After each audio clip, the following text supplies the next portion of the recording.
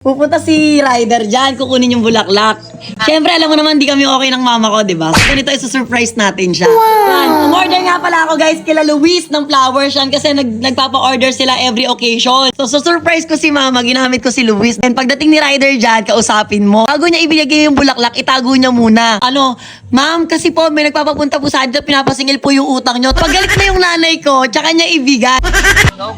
Thank you, Luis. I love you. Surprise yan. Parang ipaprank mo. Bakit parang pagalit na? Tsaka mo ilabas yung bulaklak. On the way na ako sa bahay. No. Nakuntsaba ko na si Luis. Nakuntsaba ko na yung Ryder. Ngayon pa lang, shoutout na sa inyo dahil alam ko galing ng nanay ko, kawawa yung Ryder. Kahit ako kinakabahan, pero alam ko lalambot yung nanay ko na yan. Kung ang kasabihan yung nanay, hindi natitiis ang anak, baliktad sa amin yon. Yung anak yung hindi nakakatiis sa nanay. Let's go! Happy Mother's Day, Ma'am! Let's go! Tinda Barasa po, ma'am. Ikaw? Utang po, ma'am. So, sabi daw, ma'am, nandito po ako maniningil ng utang. Inutusan lang po na maningil. Naniningil ka ng utang sa akin? Hindi ko po alam. Wala kang utang! Wala kang utang!